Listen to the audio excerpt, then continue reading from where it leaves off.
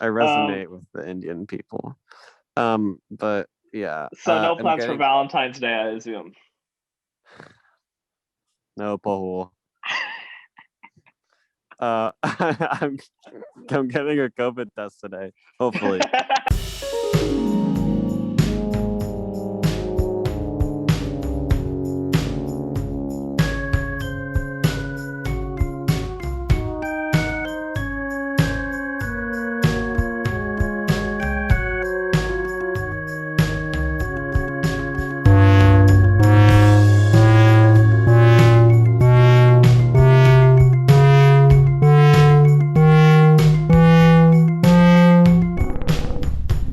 It's time for the Film Studies Club podcast. 3, 2, 1. Hello, everybody, and welcome to the what number is this? Give me 5 minutes. I'm not gonna spend the first 5 minutes of the podcast. No, it's gonna be good. It's gonna be 46th. 47th episode. Oh wait, 47? wait. Hold up. Because what's the last episode that was released? 45th, Alyssa Torres. We did the Nico Patel one since. Oh, I haven't received that. My bad. Yeah, no. I think Nick is just a little slow right now. Speaking of, he will not be present for today's episode because he is tired. It's a lovely Valentine's Day, though. Pahul, how's your Valentine's Day going? Well, Robert, I'm happy to say that I got my first dose for the COVID vaccine. So Really? It is going good. Yep. Wait, I'm going to show you. How did you get it? Did you get it at the one hospital that was like trying to hand them all out? Yeah. Mm-hmm. It's dope I don't stuff, think I'm man. doing that. Mhm. But I would have been late to work, so I was like, yeah, it's okay. Yeah, but this opens up so many things. Oh, let it be free. Wow. Will we be able to come over soon for a sleepover? Yes, and I think I'm going to start working too. So it's nice. It's good stuff. Oh, where are you gonna get a job at Panda? Well, I'll apply. I mean, once I get the second dose, obviously, I'll start working on that. Right now, I'm just working on scholarships. The problem with scholarships are so stressful, bro. It's too much. Yeah, we're in a pickle right now because of a certain former guest on our podcast, but it's fine. Yeah. It's Pardon? And for me, all of the other teachers as well that I need. Nick, we're talking about okay, so it's break right now, and none of the teachers are responding. We need letters of recommendation. Profa is missing in action because she's on vacation right now. But I mean, she said she'd be available on office hours. I don't know what that means. Maybe during Monday, I guess. I don't know. We'll see.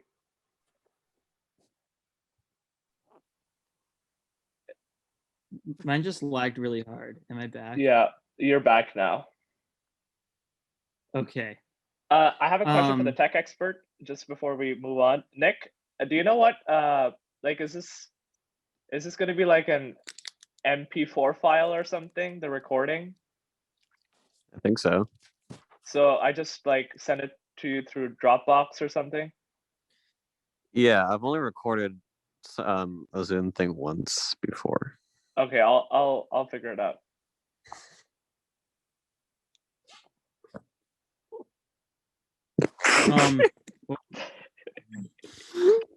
Hey Nick, so now that you're here for a limited time, would you like to briefly go over your thoughts on everything we're reviewing this week? Absolutely, Robert. So let me start with Malcolm and Marie. Let me just start off by saying Zendaya looks. No. Pahul has to decide the order first. Okay, order. So I texted the group chat on a specific order. It was most dis to least dis, and according to that order, it goes Malcolm and Marie, the dig, and then the last one. Why is the dig the second most dis?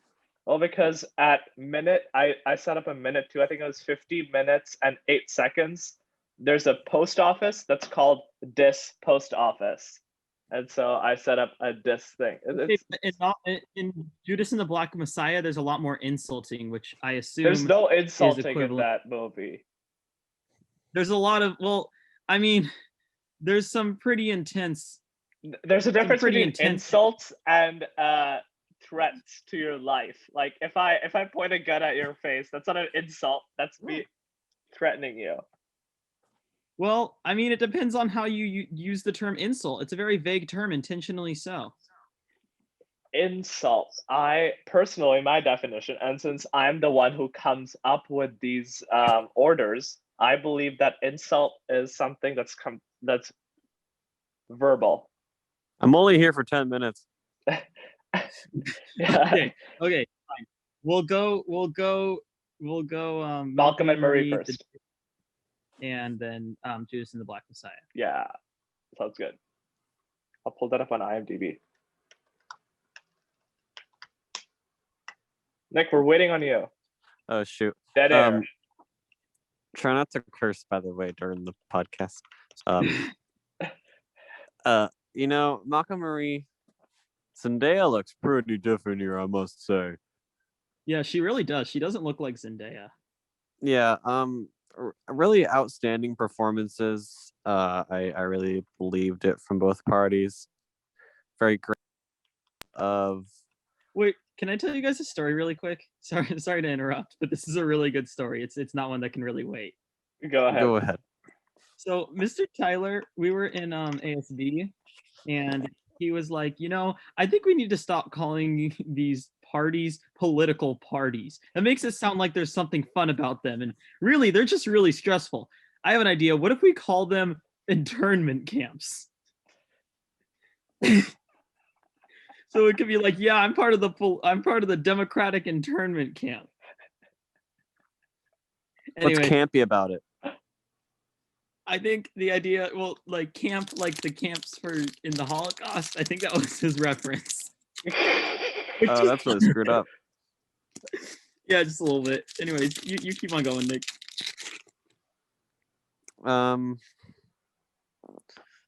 Yeah, I don't know. Like, this is just like a whole dialogue film, and I like those types of films when it's written quite well, and this was written quite well. Yes, Behold, you have something to say? Nothing. You're just a very dull personality right now. Like you're not very vivid in your like it's just monotone. These dudes fought a lot. I thought it kind of seemed like a documentary between me and my stupid wife. Wow, that okay, a lot to unpack there. But before we continue, there's some news that cannot wait. I just remembered we have reached 500 streams for this podcast. 500 officially reached it. Yo, Remind me when I asked. Guys, I think we've made it. Yeah, I think we have. It took us a year to get there, but we.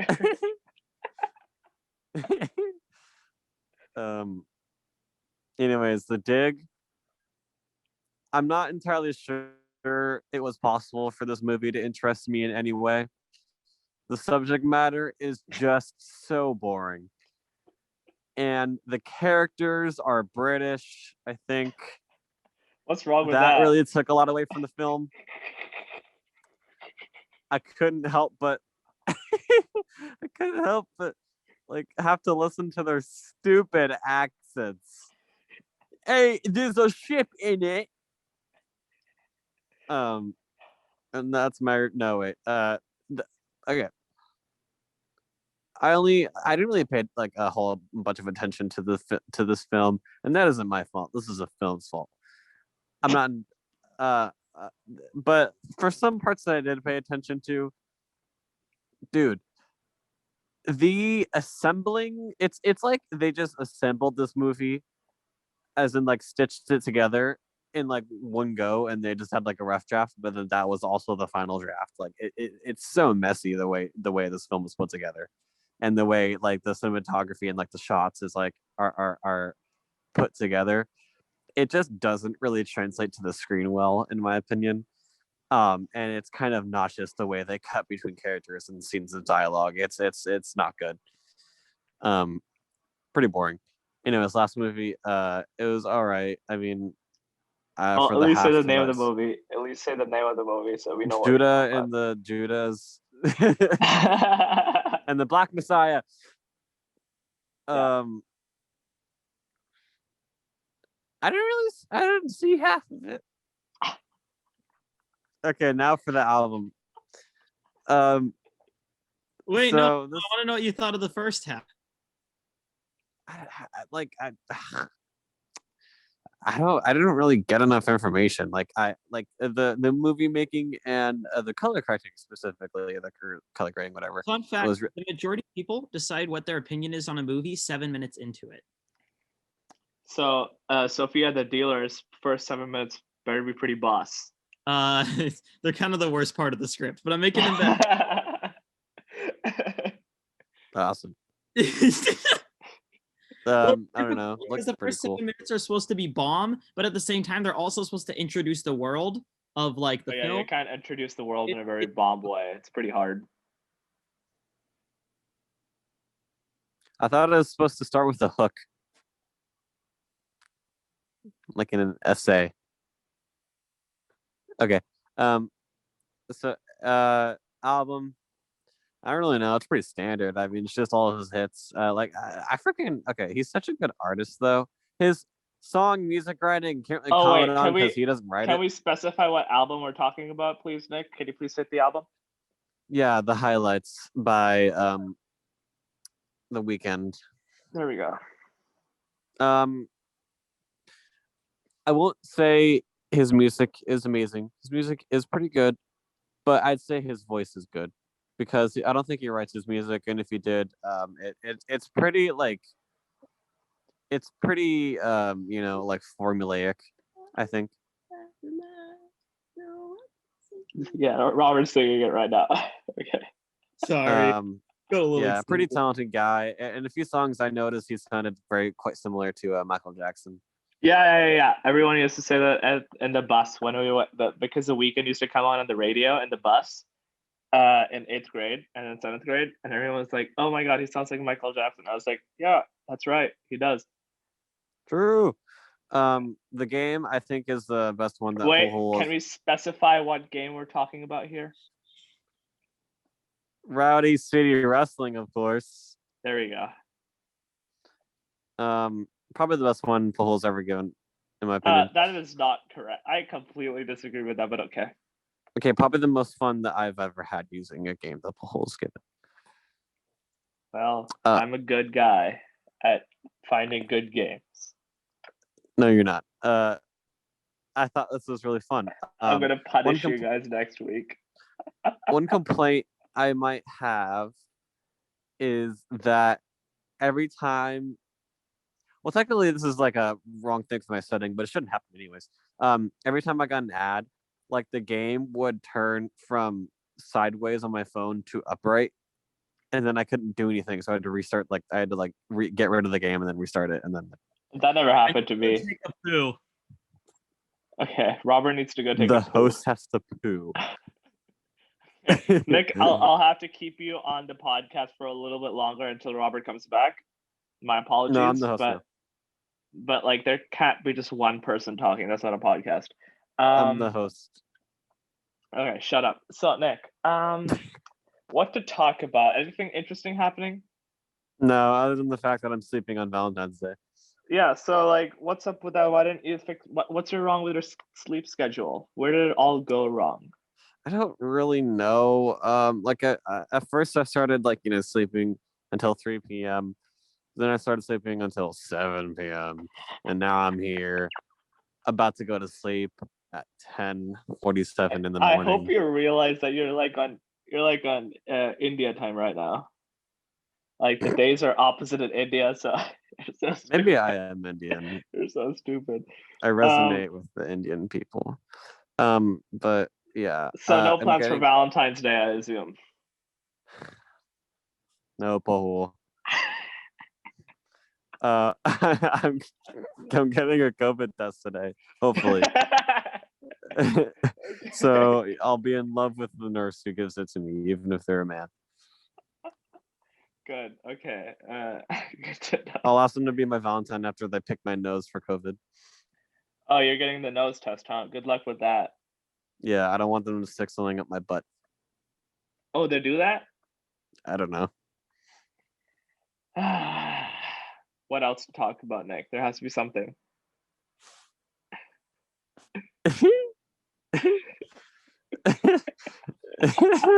Dude, Mr. Bigelow hasn't put my test or That is I don't true. know his No. name. Yeah, you could say Mr. Bigelow because you're not saying his first name. Brian Bigelow.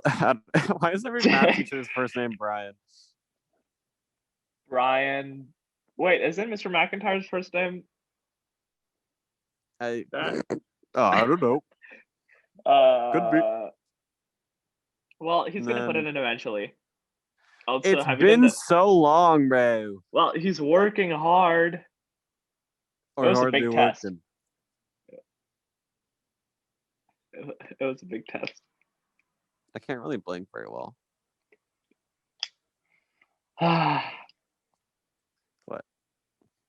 I don't know, like you really did screw up your sleep cycle. I'm like, It's not my fault. how's it not your fault? Go on, give me a defense argument. I have diagnosed awesomeness. Fair enough.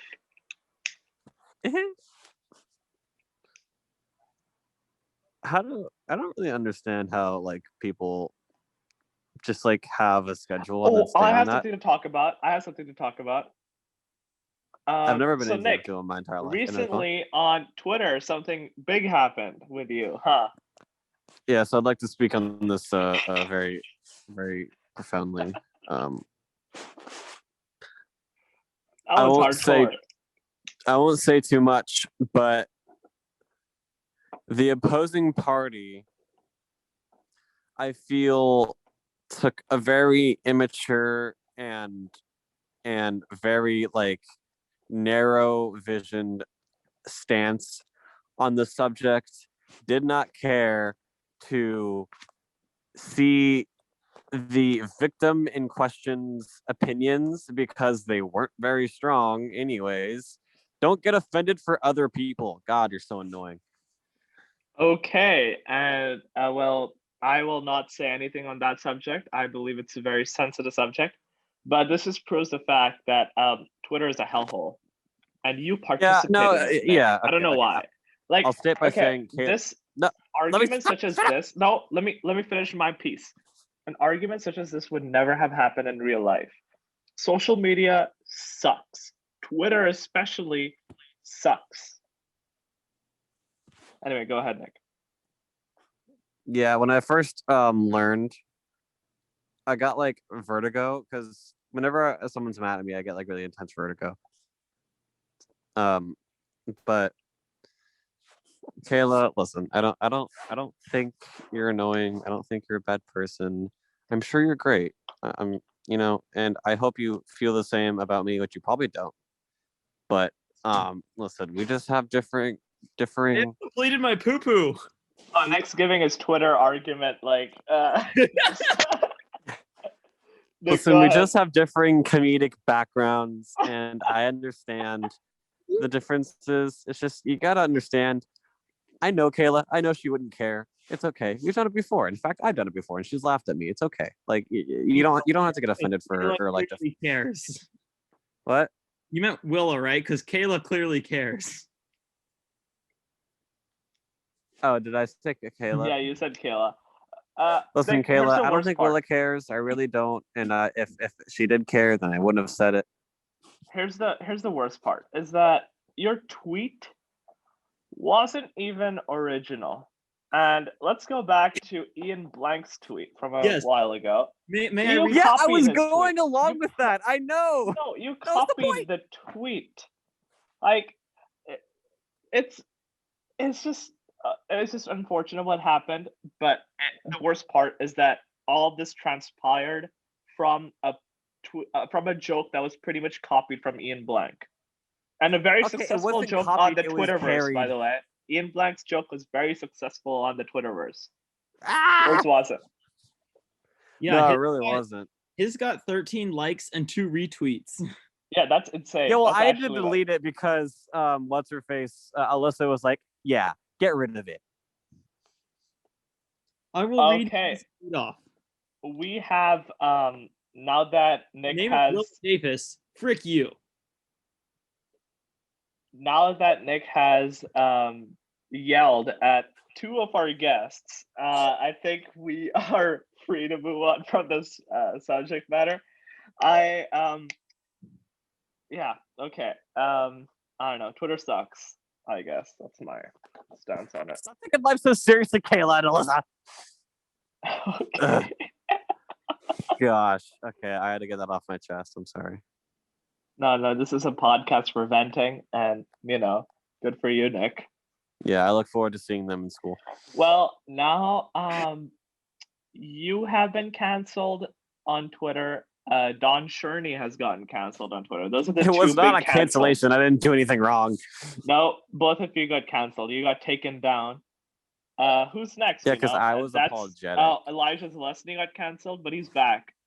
So Okay, did- don't put me with the people who call people fat and the N-word. Yeah. So and then Justin Jewett also got canceled because he also said the N-word. So I wonder who's next. I really do. It's Yeah, fascinating. he said it with a hard R too. Like he Yeah. He also just doesn't care. So Also, Zelijah Elesny used. I don't know if he used the hard R, but he did use the N-word towards someone who's Egyptian. So I feel like that's a very uneducated. that's very very unfortunate. So let's put it lightly. Oh, guys, hold on. Update. My parents just gave me an Amazon gift card. Let's see how much it is Why did they do that? Why did they give you for money Valentine's so much? Day. Oh, for Valentine's Day, I got a bar of vegan chocolate and I got these gummy hearts and 4 root beers. I'm not gonna go too much into what's happening. I think this is happening today with you specifically, Robert. You're participating in a specific event. Yes. So have you gotten any gifts to give to the specific person on this specific event? No, but I'm buying this specific person food. Oh, makes sense. So are you guys Yeah, gonna it'd be get really takeout? awkward to be Because like, there's "Hey, no I just indoor got you dining, these chocolates." What? There's no like indoor dining, right? Like how's that gonna work? There's a spot. It's close to nature. It's cool. Gotcha. Yeah. Well, good luck on that, Robert. Thank you very much. I'm about to fight Gabe Valentine. You're about to what? Fight Gabe Valentine Don't know what that means. in Rowdy City Wrestling. Oh, right. He's playing Rowdy City Wrestling. Okay. Speaking of Valentine, Robert, I replied to you when you tagged me in Palanvine or whatever. Oh it is. yeah, Galentine's Day. Yeah. Ow! I got hit with the chair. I called you some mean things. Okay. I actually want to explain that because I think it's really funny. So there's this vegan account that I follow that for some reason was like Happy Galentine's Day. It was like okay, and then so it was like tag your Galentines below, and I thought oh it would be funny if I just went and I said at Fidget Fam Squad if I was like at Nick, and then right after I said at Nick, some guy named I'm gonna use his actual name, Trevino Curtis says, "Hey bro, can I join your guys' Galentine's Day?" And I was like, "Hell yeah, you can!" Like I would just want to be nice to the guy, and then oh wait, this is something separate. And then Nick comes in and says some really mean things to me, but it looks like his comment was deleted. My comment was deleted? Yeah. Nick, you're just having a bad week on all social media right now. Like you're just it's just insane. Also, Wait, did I get banned off of Twitter? Hold on, what's happening? my Your most comment goes against our community guidelines. my most recent Instagram post just got a comment that says John 3:16, for God so loved the world that he gave his one and only son that whoever believes in him shall not perish but have eternal life. You guys What? want to hear the comment? Yeah. So the comment reads, "At Robert Burke, shut the F up. I hope you die." Okay, mean, my Nick. Twitter's or my Instagram's back. Okay, good. Yeah, you got to be careful about that stuff, Nick, because you don't have a good track record. Yeah, that's great. I just got a very great picture of Brett Scott on my feed. Yeah, doesn't he look so happy? He look kind of reminds me of Ed Sheeran. Aw. Why is that? Aw. All right. Should we go on now to the The movies are the part of the movies. Yeah. We already know the order. I know, Robert, that you were very excited for the first movie, Malcolm and Marie. Yes, in fact, I So- actually got to see this one early, and then I have seen it another time since. Would you mind if I just go straight into this one? Yes, go Can I ahead. leave first? Oh yeah, let's bid our farewell to Nick. Nick, thank you for joining us. Bad bitch. Go sleep it off. Peace. What a wonderful Nick occurrence. Okay, so here's the thing with this movie. I really enjoyed it. So it's like about two people fighting, right? Like that's literally the plot of the movie. Is after a film premiere, a filmmaker and his girlfriend come home, and she's really mad at him because he forgot to thank her in one of his speeches, and it just evolves and goes in a lot of different directions. So Malcolm and Marie, I was really excited for it because one, I love contained movies. I love like The Breakfast Club, Speak of the Devil. I love like Boys in the Band was super good last year. And like I love these movies, especially when they're contained to like 2 or 3 people, because then it's like really all the conflict has to revolve around them and they constantly have to be making up new things. I also got big like Marriage Story vibes from this movie, which I was really excited about because Marriage Story was my second favorite movie last year. So, with all this excitement and anticipation building up in me, I saw it and I loved it. I really loved Malcolm and Marie. And I've seen it since, and I've seen a lot of like criticism towards it since. And what I'm going to say is if people have a problem with this movie, I understand where they're coming from. I understand if you think that it's really repetitive. I understand if you think it's really pretentious, because it is, and we'll get into that in a second. But like the fact that these two people arguing could keep me entertained for so long was just like genuinely really impressive. So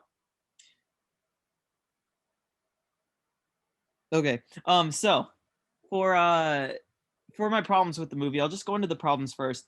I think the second half of the movie is definitely not as good as the first half because it starts to kind of meander. It goes in a lot of different directions. The emotions of the arguments start like slipping. And there's also this one like 10-minute long scene that has nothing to do with them fighting that I didn't enjoy.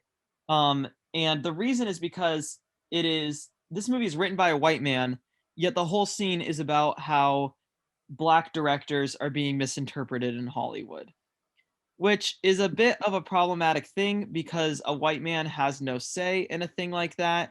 And, I don't know if maybe he collaborated with Kid Cudi because Kid Cudi was a producer on this movie, or if he collaborated with John David Washington in writing the scene. All I know is that it just came off very wrong and very weird to have this guy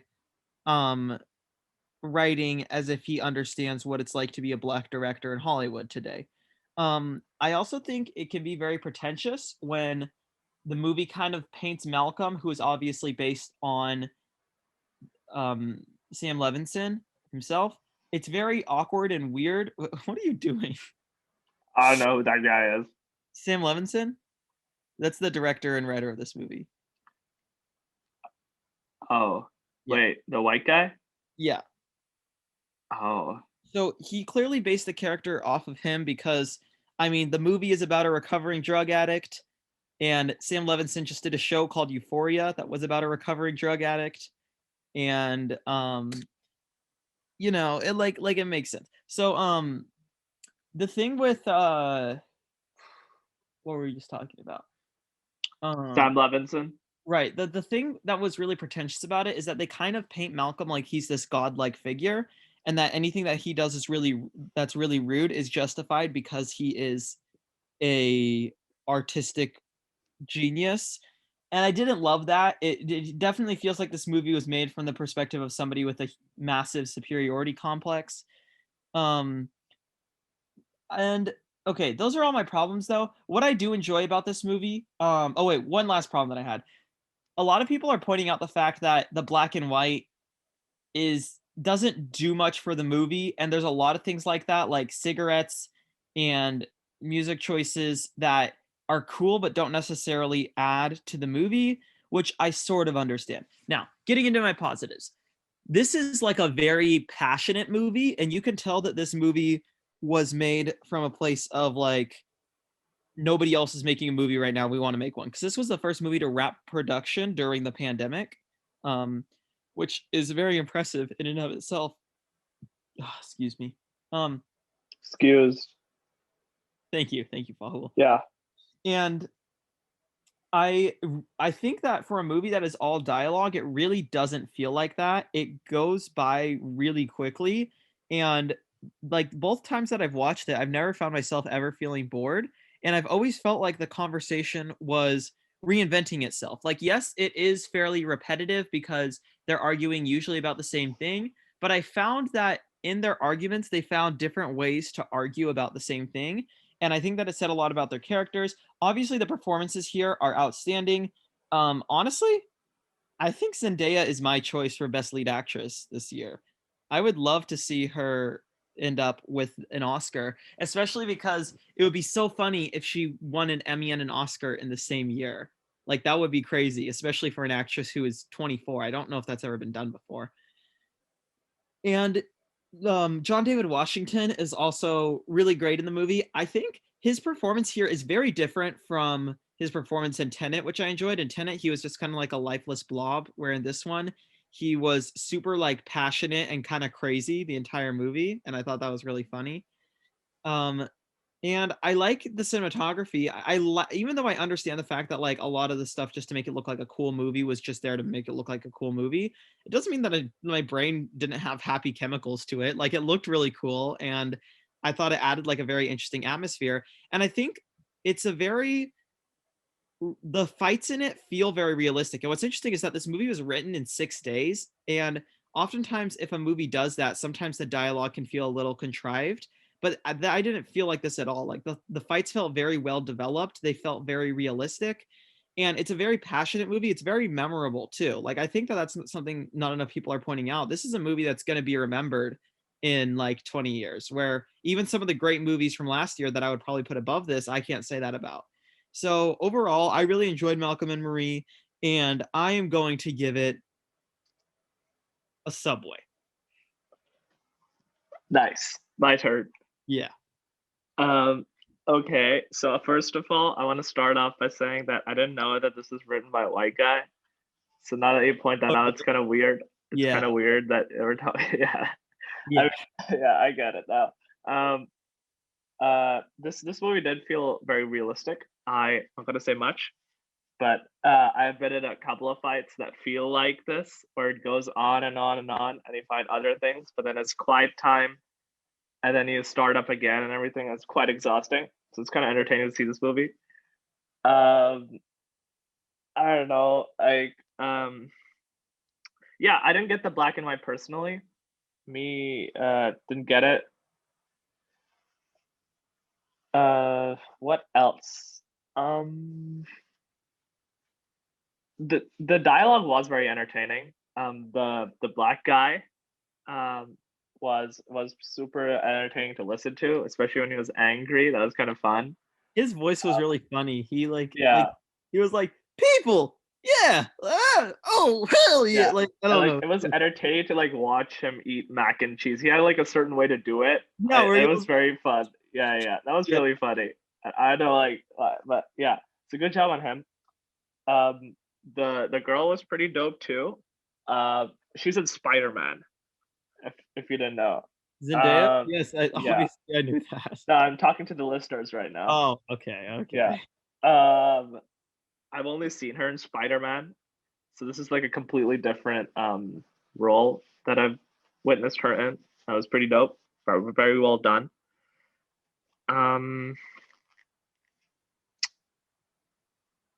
Don't have much else to say. I think it was cool. Kept me entertained, which is pretty solid achievement for a movie that's only two actors, one setting, which is the house, and a black and white movie. And a super And like, small crew too. Like the crew like could fit on like 2 lines of credits, you know? oh, I didn't see the credits, but that's pretty insane. Yeah, it was very it was actually bigger than Poop House, which was kind of funny.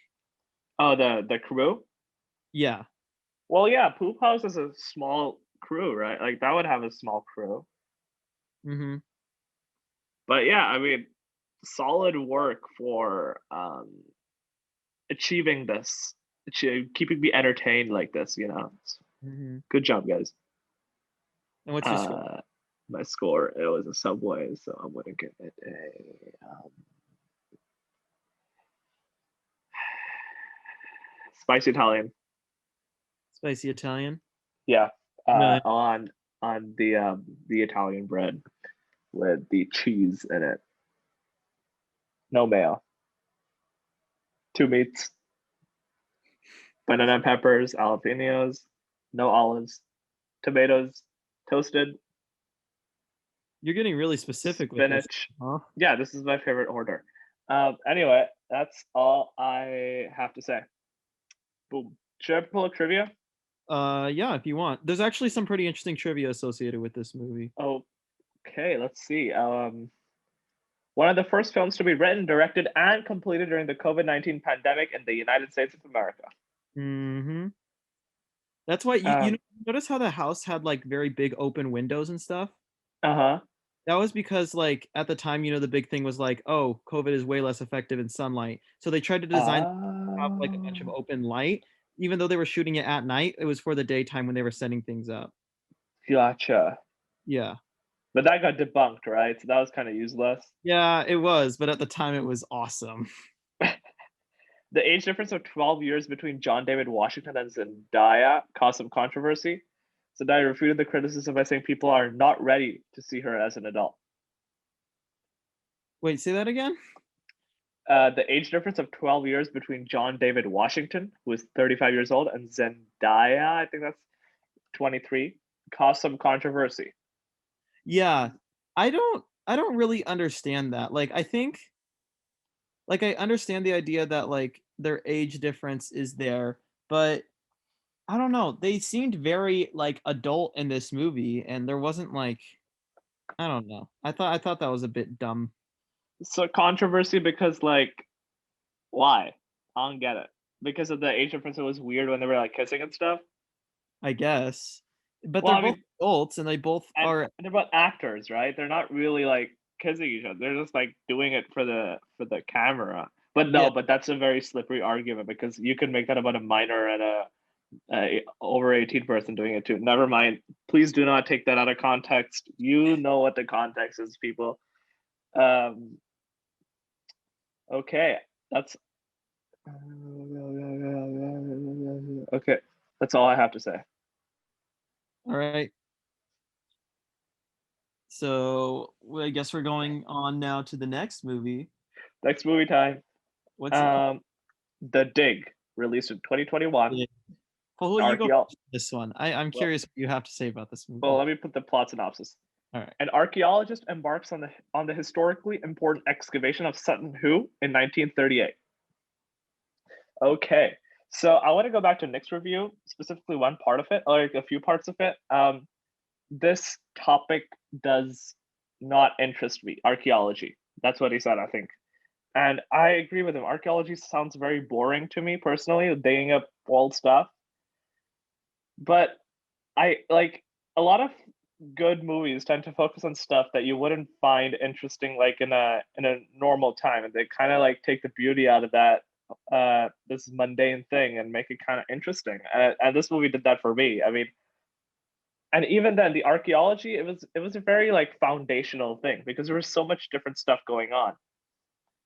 and I find that the case to be in a lot of period dramas for some reason. I don't know why, but this was like the way I describe it is like a multi-layered cake, right? And there's so much stuff going on. It's really rich. The foundational thing was the archaeology, obviously, but there's like the mother and the son. The mother specifically, the weird romance that's going on, and it's like there's a bunch of stuff going on. I don't know. I found it interesting. It's like a snapshot of this group of people over, I don't know, a few months, and there's like the wars coming narrative built into it and everything. And I don't know, I found it interesting. Um, British people do sound kind of weird, to be honest with you. I don't like their accent that much. So that was kind of a takeaway from this movie, like fix your accents. But other than that, I don't know. I feel like this movie kind of tied everything up in a nice little bow at the end. Kind of okay. Here's one weird part though. Is that at the end, the scenes when they were going through like everyone's doing their own thing. This it's like the son who's learning how to cope with his mother's illness, and then it cuts to two young people having intercourse out in the field. Like it's just such a strange thing, you know. Um, I don't know. So I guess some parts did feel a little weird, but what else to say? I've stopped taking notes, so this is kind of hard these days, you know. Um, yeah, I guess not much. I can't really think of anything else right now. All right. Oh, I have one. Yep. So you were sitting near a restaurant and you were looking at a thing, and you're like, look at that door, you know. Like I like movies because they take something mundane like that and they make it beautiful. They find the beauty in life. And Mhm. for me, this movie kind of like I was kind of remembering that, and it kind of like Do it you have, kind of made you have a stopwatch on? what? Do you have a stopwatch on? I do not have a stopwatch on. No. Okay. But keep on going. Anyway, so I was kind of reminded of that comment, and I don't know, it kind of fit this movie for me personally. Because it looked really beautiful. It looked really beautiful, and it kind of like I would never think that archaeology is a good thing to make a movie like The Dig, you know, like Yeah. it sounded so boring, but it kind of and captured me. Anyway, that's all I have to say. Yeah, I don't know what you're talking about because I thought this movie was boring as crap. I Oh, literally you know what? I could make a note because I know that I started this Zoom meeting at 10:30. That's when the recording started. okay, so it's probably around 45. 45. I want to put that in a note somewhere. I'll text Nick. I'll text Nick. Okay. Go ahead. Okay. Okay. So let me just let him know.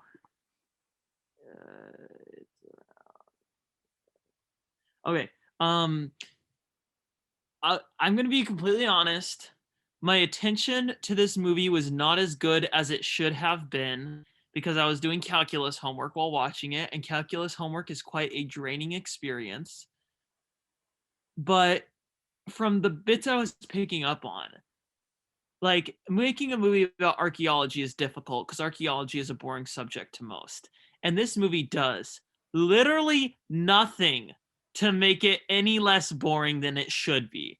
This movie is just 2 straight hours of like people just talking about digging and their relationships, and like it's nothing. Like this movie is nothing. It is so boring. And like nothing happens the entire film. And it's so stupid. I'm gonna get into spoilers here for a second. But So do you want me to do okay, 47. Go ahead. the plot of the movie, like they dig up this hole, and then the biggest, saddest thing at the end is that they have to put the dirt back over the hole. How can you make a movie? No, that's not the saddest thing. To me, that like okay, what else is the saddest thing? The mom's dying. Yeah, but like I don't know. No, they didn't put the dirt back because of like the war or something. They put the dirt back because they wanted to save it for later. Yeah, I thought it was for like after the war, so they could dig it up and then like, oh look. Yeah, but that wasn't supposed to be sad. It was just supposed to be a thing, like the war. You're just wrong. It was supposed to be a sad thing that they. No, it was not supposed to be sad. The war, in my opinion, is like it's playing this very kind of outside influence on how the events of the movie take place. Everything from like the tension that they have to dig this thing up in 2 weeks because the war is gonna start soon. Like I don't know. I kind of found it interesting how they use the war to do that. Also, I'm sorry, Robert. Before I let you continue on your review, I do have to say that I found the scenes where they were finding the coins pretty interesting. If I personally, like when they found the coins and stuff, and it was like, what? It's so old. I found that interesting. Okay, full disclosure. I was just like, wow, cool. I don't know. I really don't have much to say about it. It's just a really boring movie. I wouldn't recommend it to everyone. It feels like a movie that would try to be an Oscar contender 10 years ago, but nowadays it just knows it has no chance. This was made for boring old British people who drink tea with crumpets and put beans on toast and call it a meal. Oh, I want to have that soon. I want to try that. It sounds awful. All right. Well, I gotta try it, right? Let me review my rating system one more time, but I'm pretty sure I'm gonna give this a Pizza Hut. Pizza Hut, huh? Mm-hmm. Okay. Let me think of a Pizza Hut pizza. Wait, no, I'm giving it a Domino's. My bad. Oh, same thing. Like, what's the okay? I want to give this a cheese pizza. I don't know, like a cheese pizza, because other people find it boring, but I found it interesting. Anyway, is that it? Dead Yeah. air. That's it for the dig. There's not much Dead. else. Dead air. Trivia time. Trivia about the dig. Yeah. Oh, they dug a hole. The real Basil Brown got away with 30 shillings a week from Mrs. Pretty. In the movie, this was written on the unseen letter. Wow. So deep. So much research. Wow.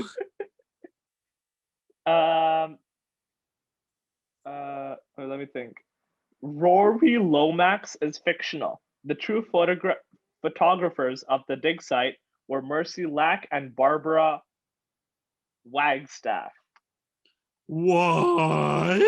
Historical inaccuracy? Okay. You know what this movie is an example of? Aaron What's up? Sorkin, in his masterclass, describes certain story ideas as I think he says the shiny bright pearl that's really worth $3 or something like that. His best example is Harry Houdini. He says true stories that are interesting, or no, he says true stories about true big achievement sometimes are just really boring. An example of that is Harry Houdini. Harry Houdini had a very boring life. He was a fascinating person, but his life, it would just not make into a good movie. I feel like that's what happened with The Dig. They were like, true story about archaeology must be cool, and then it was just digging. Well, okay, what do you want? Like what was the alternative? That like a big starship comes on and then Jedis come down and they start fighting with lightsabers on the battleship, and then Duel of the Fate starts, and then someone's like, "Hello there," and then General Kenobi's like, "General Kenobi," and that's it. That's how the movie ends. Is that what you want? No, I want this movie to have not been made. Like, make a more interesting artistic movie than this. This is so boring. I liked it. I liked it. Not gonna lie, I completely disagree with you here. You and Nick. Whatever. Anyway, film is subjective, right? What? What? You're a boring old British person. That's why you like it. I'm not It's offensive. Anyway, plot synopsis for Judas and the Black Messiah, released in 2021. Oh wait, quick question. Yes. Have you listened to the Black Messiah album? Listened to it last night after the movie. Isn't it so good? Yeah, I want to listen to it again. Oh my god, I love it. Yeah, anyways, continue. The story of Fred Hampton, chairman of the Illinois Black Panther Party, and his fateful betrayal by FBI informant William O'Neill. All right. Go ahead. I'll go first on this one. Yeah. So Judas and the Black Messiah, I had friends who saw this early and they were like, it's pretty good. It's all right. So I was kind of expecting like a very substandard movie. And then all of a sudden early reviews started coming out and they were overwhelmingly positive.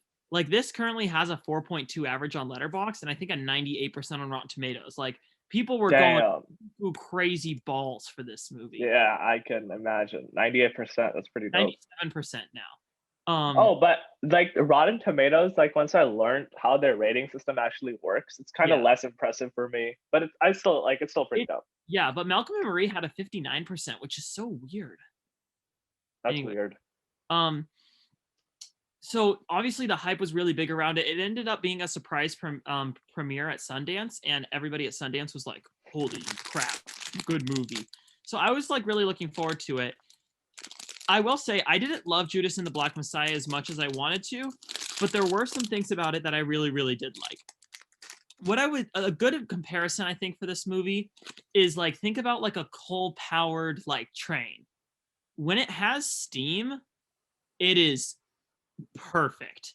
It is like, wow, like when the steam is there and when its energy is there, you are glued to the screen and you cannot take your eyes off of it. And then all of a sudden, it'll lose steam for about 6 or 7 scenes in a row. And those scenes are just like, okay, another scene with this idea. Okay, another scene with this idea. And then some other scene will suddenly pick up and it's like, whoa. And when the movie is like, whoa, it's amazing. It is so good. And then when it kind of loses steam, it's just like, all right, let's just keep on getting through this. Okay. What I will say is something else that I didn't enjoy too much about the movie was it doesn't have a very clear beginning and it doesn't have a very clear ending. I felt like at any point in this movie, it could have ended. And in fact, I watched this with our health expert, Ian Blank. He was like, wait, I'm so confused. Is the movie like supposed to be almost over? And there were 43 minutes left. Like the movie doesn't do a great job in terms of like expectations from the audience, which honestly, I think that this is a first-time director. Let me see his name and let me see if he's a first-time director or not. But if it is, that makes sense. Like it's a very like passionate, powerful movie, but it does have some like structural issues that I think, yeah, Shaka King is his name. It looks like That's a cool name. Oh, it's such a cool name. It looks like he's directed a little bit here and there. He directed 2 other movies. It looks like they were kind of like smaller. It looks like this is his first like big movie. And that makes sense. And I'm excited to see where he goes. I think that he could become like a very refined, really strong director. And I love this. I love the way that he tells this story because like I think way too often in history, Martin Luther King and Malcolm X and the Black Panther Party are seen as like I don't know how to say this. Like obviously there was a lot of aggression coming from them during this time because of how awfully Black people were being treated and how awfully they're still being treated today. But the aggression is sometimes undermined by the idea of like hope. Like the reason that they kept on doing it was that they remained hopeful like through tough times. This movie, like I don't know how accurate it is, but I think it's really nice to see a fresh perspective that's like there was no hope in these people's eyes. Like they were trying to build a better life, but truthfully, they were using violence and just trying to survive and just trying to get through the worst situations possible that they could put themselves in. And they were Black Panther members because they didn't have another way to live their life based off of the injustice going on around them. And the like violence in this movie is intense. Like it's the action scenes and the violent scenes are really well shot and really well set up. Especially there's one where like the police are on the street and there's Black Panther members in a like building. That scene was so intense, and like the way it was shot and the way that they did it, it was so good. And I think that the ending was very powerful, especially with like what it was saying. It's a movie that just kind of puts into perspective violent protests have been a thing way before 2020. They've been around for a really long time, and honestly, some of the biggest changes that we've seen came from violent protests. And that is an unfortunate truth, is that it takes violence sometimes for people to really listen to a problem being a problem. Yeah, otherwise you can just be ignored, like you gotta kind of like put your voice out there with a I don't okay, I'm gonna sound like an anarchist or something calling for violence, but like you gotta show like your cause, otherwise if you're just marching up and down, no one's gonna really give a shit. Yeah. And the other thing about this movie is like the performances are insane. Somebody here, let me pull it up on Letterboxd. Somebody said something on Letterboxd that I think is like insanely accurate. And I definitely thought about it. Oh, in my opinion, we do not have a more entrancing, magnetic, fizzling, romantic, riveting, endlessly watchable actor in our generation than Daniel Kaluuya. And honest Is to God, that the is that the Get Out guy? yeah, Yeah. if Daniel Kaluuya continues at the rate that he's going, he's going to be remembered as one of the best actors of our time. Like and especially when he's playing bad guys. Like he's great in Get Out playing the protagonist, but in Widows he was playing a bad guy, and here he's not a bad guy. He's just like a very aggressive figure. Almost has the demeanor of a bad guy, but he's not a bad guy, from the perspective of the story. He's just so magnifying to the screen. There's the scene where he's giving the speech to like the whole crowd, and like chills were all up and down my body. He is just so good, and the way that he can get so much passion out through words is insane. Like God, he is such a good actor. Oh my, and I love him, and I love Lakeith Steinfeld too. He was really great. Kind of more as like the protagonist of the movie, and I love the way that they like represent his character's guilt too, like having him be like kind of like he's trying to like rat them out and yeah, like there's a lot of very interesting dynamics and a lot of interesting conflict in this movie. Again, my biggest problem is like I felt like for every really great scene there were 4 scenes that just kind of felt unnecessary. They could have shaved this movie down, they could have made it shorter, but for the story that it tells it in a really empowering way that's hard to watch, but also incredibly captivating. So I'm going to give Judas and the Black Messiah. I think I convinced myself all the way up from a Taco Bell to a Subway. Damn. All right. Where do I start? Okay. So I don't know where to start. So when you started your review, the coal train was very strange. It was a very strange metaphor where there's coal. I don't know how you came up with that. Yeah, but it wasn't a great one. But it is fairly apt, like what you were trying to convey from there. I do agree with you. I did find myself picking my phone up almost. I had to resist because some scenes were kind of like, but they were punctuated by some pretty solid scenes. I love the oratorial skills of the actor, like you said, very powerful stuff. I found that often when people are talking about, Martin Luther King and Malcolm X and stuff, they just focus on like the civil rights part of it, and they ignore that like all these people were trying to fight for like the idea of like democratic socialism and stuff too. Like wealth inequality was a big part of their thing, but history kind of whitewashes that because obviously there's so much bias that goes on. They instead to sell like, I don't know, weird Martin Luther King stuff instead of like ignoring that whole classism part of it. I think the biggest part of that, like in terms of like the reason that that's suppressed, is like history is trying to paint it like we've solved the problems of that time. But truthfully, we have not, and there's it's still just being painted over. Yeah.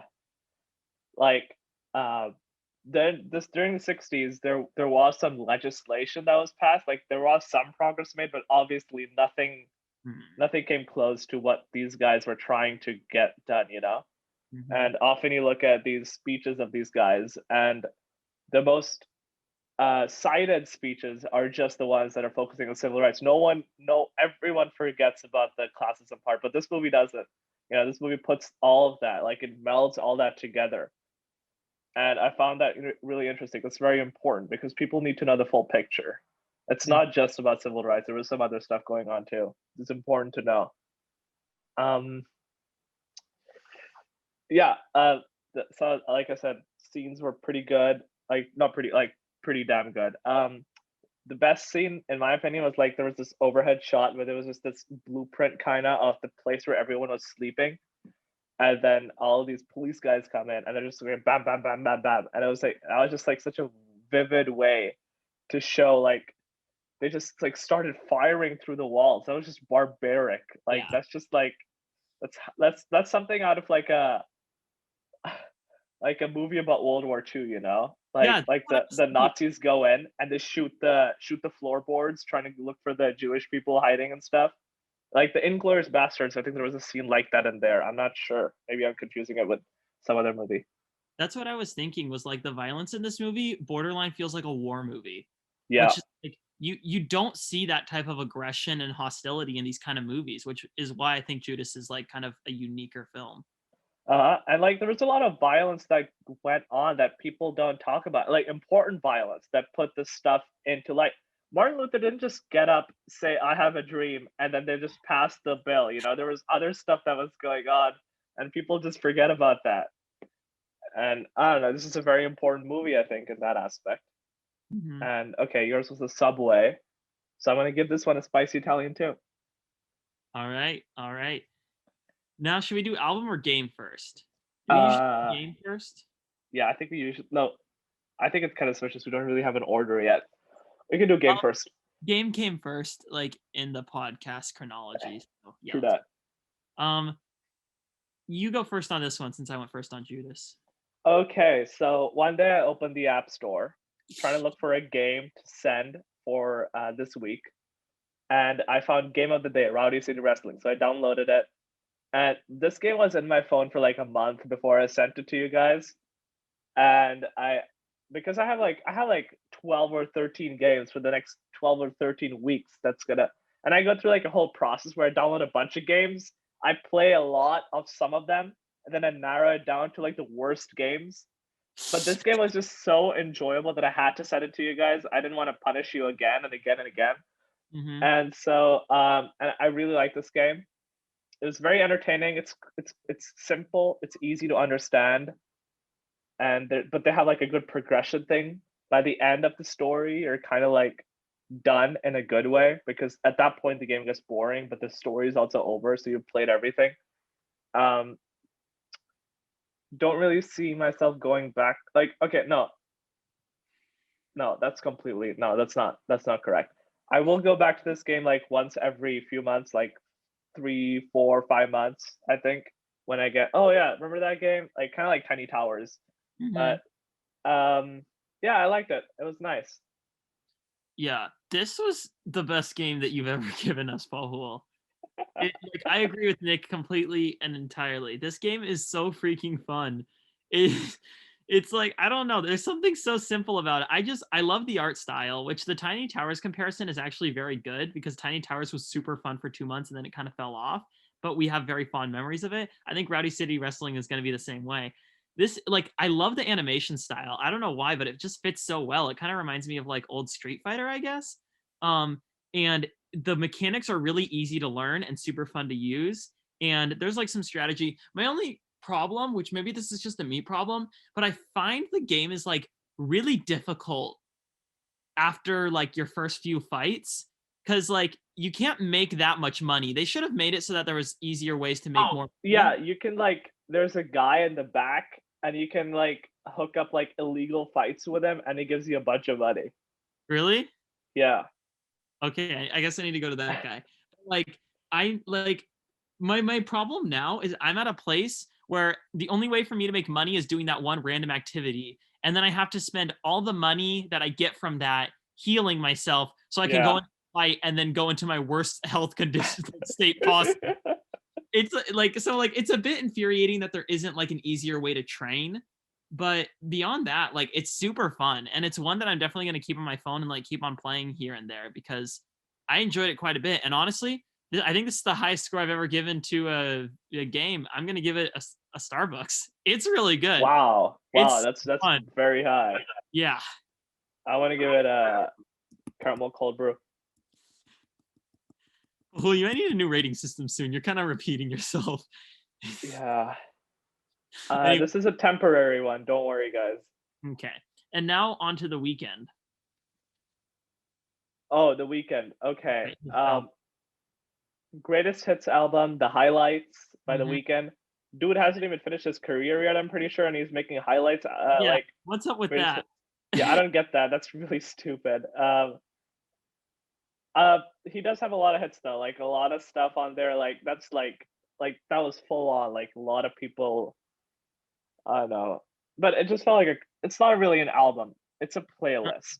Yeah, It's this was a terrible choice on Nick's part. This is Yeah. not like an album to review. I wanted to review Judas and the Black Messiah but I found about it like too late. Like I literally knew about it like last okay, night. the album isn't called Judas and the Black Messiah. It's just called the Black Messiah. Oh, it is? Wait, are we talking about the same? You're talking about the one by D'Angelo and the Vanguard, right? Oh no, I'm talking about Judas and the Black Messiah, the album. There's No, an I album. didn't know that was a thing. Yeah. That's why, because they can be reviewing the movie too, and it kind of goes along with the movie. Various artists one. Yes. Oh, okay. Yeah. Yeah. Okay. But like, I plan to listen to Black Messiah by D'Angelo too, for sure. Oh, yeah. That's the one I thought you were talking about. It was funny because I listened to it right after, and then Ian was like, "Is it based on like the same story?" And I'm like, "I don't think so, but I don't know." But yeah, I'll give this a listen. It has Jay-Z on it. Yeah. But yeah, like greatest hits album felt like a playlist. It just felt like radio hits, you know, like popular generic song after popular generic song, good generic songs, but still generic, you know. Honestly, I feel like the review of this album is just reviewing him as an artist. Yeah. Like, and I honestly like. The Weeknd is one of the most like basic people I listen to, which honestly my music taste is getting so basic at this point. I feel like I no longer have any taste. But Hey, I like that's not true. Like The Weeknd is the one guy where like he's like a pop singer really. Like he's classified as R&B soul, but it's pop. Like it's 100% pop. It's pop. And usually like I'll find these like type of songs really annoying, but honestly I really liked it. I kind of The Weeknd kind of first came into like my field of view. Like he's always been around, but I never really knew who he was until Uncut Gems and then the release of After Hours. And like I always say Blinding Lights was like the big song from After Hours, which is a really good song. And like a lot of his songs are really good. I think it's funny that he sings about sex so much because I don't think he's that attractive of a guy. Oh, but he's rich, right? He's rich, but I don't know. Like the Notorious B.I.G. talks about it so much, but he was so fat. He was so fat. It's insane. But yeah, that's how it goes, I guess. And also, The Weeknd. I feel like I don't know the vibes I get from him. I feel like he's like closet gay, which like I have no evidence to back that up. It's just like the feeling that I get from him. I just so see him being like a gay man. Yeah, no, I totally get that. Like, yeah, no, I get that. I totally get that. Yeah. But yeah, I mean, a lot of Weeknd songs were like really big. Okay, when I came to this country, I used to listen to literally the radio. Like that was my thing. That's how I exposed myself to American culture. Wait, let me show you. This is my radio player. I still have it. And I used to listen to this. Literally, like it's insane. It's so stupid, but I used to do it. And a lot of those songs from The Weeknd in the highlights, they were playing on the radio constantly. So when I listened to this album, it was just a nostalgia, you know, when it just came. Like that whole middle school, 7th grade specifically, like it was insane. So I don't know, I kind of enjoyed it just because of that mostly. So I feel like I'm kind of biased, but I don't know, they were good songs, I guess. If you want to listen to The Weeknd, if you just want to listen to the artist, just play this album, I guess, and you'll get it. The reason why I like albums is because there's a common theme that goes on with all the songs in that. This is just like taking a bunch of stuff from different albums. It just feels so jumbled. Yeah, usually I like the thing like we were talking about in Arcada, like we like as a friend group listen to albums. We don't really listen to singles just because like it's just harder to listen to singles. Like it's harder to get. And this is just like literally just singles. So I don't know. It was fine. It's just really hard to review, honestly. Like it's good. It's like he's a good singer. His voice is very high and very good. That's it. Yeah. Yeah, that's pretty much it. So I'm gonna give this album. It's hard to rate. I'll give it a freaking Taco Bell. I don't know, Taco Bell Subway. Taco Bell Subway? What kind of freak combination is that? Try to find a food that combines Subway with Taco Bell. Subway. Burrito. Nailed it. You want to know something really interesting? Apparently, so Panda Express is actually like the biggest food chain in a restaurant group called Panda Express, but there's two other restaurants. There's Panda Inn and Hibachi San. What? And at Panda Inn, they have like Panda Express burritos. Like you fill the burritos with like chow mein and orange chicken. That's very strange. Some of my coworkers tried it, and apparently it's like not something that you'll ever have again, but it's worth the one experience. Oh, dude, I gotta go. Yeah, wait, let's find out where the closest Panda Inn is. Oh yeah, I'm looking at the locations right now. It started off as Panda Inn and then grew to be Panda Express. Pasadena, Universal City, La Palma, Glendale, and It kind of seems Ontario. like just like a more like advanced Panda Express. Yeah, it's like they're trying to go into the restaurant business. Right. And then there's Hibachi San, which I think there's only 5 of them in the world. It's Japanese. Hibachi. Oh, interesting. Very strange. Yeah. Yeah. That's good trivia though. That's good trivia. Mm-hmm. Well, looks like we have reviewed everything there is to review. We have. And it's interesting. This is a shorter one, but it makes sense because we're missing a third of the podcast. Yeah, and Nick's kind of wacky, you know. Yeah. And honestly, like we've been having a lot of guests on. This is kind of just like half of the podcast, but it's fine. It's fine. It's dope. It's dope. All right. So, Pahul, how would you like to end off the podcast? Oh, let me see. I will end the podcast by trying to figure out how to stop this recording without deleting it, and you guys will have to listen to me panic. Okay. So if I could find, okay, so the pause will be the 2 sticks, and stop is a square, right? Mm-hmm. So when I click on stop, it should stop, right? Yeah. So if I click on stop recording, 3, 2, 1,